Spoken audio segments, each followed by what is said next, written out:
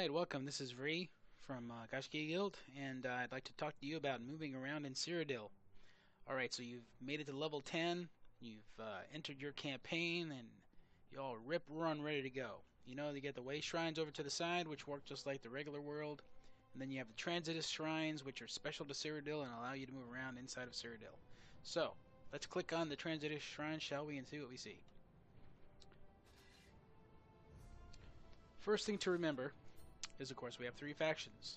Us, Heavenheart Pact, Blue, Daggerfall Covenant, Yellow, Aldmeri Dominion, and we all get a corner. So, there's our two Morrowind gates, Southern and Northern. We have our temples where the scrolls should be, but as you can see, we do not have them, which is sad. Then we have our Mile gates. See, this one is closed, this one is open. The reason it's open is because they own the keep next to it. Aldmeri Dominion has taken that keep. So, this will be a real short one, since there's not too much I can tell you about ours, but I'll use Aldmeri Dominion as an example, since they obviously have more than us. Alright, so you've came to your gate and you're going to teleport around. As you can see, the line is a solid green. That tells me that's where I can port to, and that's the only places that I can port to. We have very short green lines because we don't have a lot of stuff on the map, but as you can see, Aldmeri Dominion has a lot of yellow lines everywhere. But you'll notice they own this Fort Ash and they own Castle Brindle, but look, the line is gray. Why is the line gray? The line is gray because it has a lock. Certain portions of the map are only usable by that alliance. It's a blue lock, which tells us that if these two keeps were blue, Daggerfall Covenant could use it, but they are the only ones that could use it. So basically, if you own everything on the map, you can teleport around the ring and in your section. This one is red, so even if they were to be able to own the two sections, they would never be able to port between them. Same as here, that's a lock, so they can't, even though they own these two yellow, they can't port there. So, you can port to anything that's got a solid green line. A dotted green line means that temporarily a location is under attack. So, for example, if we started to attack Castle Robeck, their line coming from their home base and all the lines going to it from the different locations would become a dotted yellow-gray line, which means at that period in time, teleport is not enabled. Then once we would take it, all the lines that connect it would become gray. And the thing to remember about teleporting around in Cyrodil is it's all linear, it's sequential. So if we were to take this one away from them, they would lose the ability to teleport to a certain section, and I believe it's anything that's connected to it. So they could still port to here, and then to here, and then to here. But they couldn't port from the Western Elsewhere Gate, which is what theirs called, directly to Fort Ash. But because they own this circle, see what they've done is the circle allows them to get to almost anywhere inside of the area of the Cyrodil in a reasonable amount of time. It's hard to explain until you've been here how vast this area is. It's pretty big. I think it would take you literally on horseback 20 minutes to ride across. It's that big. So then it becomes a strategic and tactical idea. Okay, the first thing is the keeps are made up of certain portions. Let me teleport to King's Crest Keep and I'll show you. But the keeps are made up of the inner keep, which is what you see here.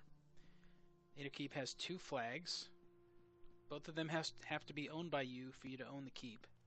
And if you own one of them or if they're in battle, they'll be contested. And now let's go to map. And you can see there's an inner keep wall. There's an outer keep wall. And then there's resources. There's a mine, a farm, and a lumber mill. And this holds true for any keep. So then, to be able to, we have our solid red line, which means we could teleport here. If Aldmeri Dominion were to come up, and they were to take all three of these resources, this would be cut off. That's one way you can stop people from teleporting, by taking the resources. The second way is to hit the inner keep to 50%. So now we have the inner keep wall and the outer keep wall. You have to knock out the outer keep wall or the door to get to the inner keep wall. You can use a ram on the door, which is very fast, or you can use siege equipment to take out a wall. And once you've taken out the outer wall, then you have to siege the inner wall. And once you siege the inner wall or the inner door, then you come in here and you take these flags. So basically what happens is you have to, these three resources actually give strength. The mine gives strength to the walls, the lumber mill gives strength to the doors, and the farm gives strength to the guards that are in here. So by taking these before you siege a castle, you're actually making it weaker and easier to take. The problem being is if you take those siege items, I mean the resources, the opponents know you're coming.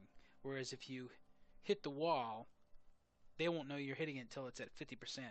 And we have several people, tacticianers like Puka, who've learned that you can siege the outer wall and then put your siege gear against the outer wall and siege the inner wall simultaneously, so that when this wall gets to 50% and this side wall gets to 50% and they finally get their little alert, we only have 50% more to go before we can actually get in there and get the flags. So that's a quick attack kind of way to do it. So that's basically a keep, and there's lots and lots of keeps, but there's also these things called outposts. And outposts, since I can't go to one to show you, I'll just have to explain it. It's sort of like a keep, but it only has an inner wall. There's no outer wall and there's no resources, so they drop pretty fast. And if you take a keep, you cut off their ability to make the circle. So that's the purposes of these outposts. If you take the outpost, you're, for all intents and purposes, cutting off their ability to circle that inner band. And so there's ways to strategically take these objectives so that you can cut off their movement, and that's the whole beauty of it. Here's the scrolls. They own them all. You get a scroll, you run it back, and you put it in your little temple. These temples are always owned by us. The only place that the opponents cannot get to you is in the gates. Everywhere else is open game. They can be anywhere and they can get you if these little gates are open. To get a scroll, you have to get our scrolls first. So before we could touch any of the other scrolls, we have to take back our scrolls and put them in the temples. Once you have those, then you can take other scrolls, and these scrolls have vast bonuses that they give you throughout the game and in Cyrodil, so it's really important. So those are all the pieces of moving around in Cyrodil. That's it. I hope this was helpful, and thanks again.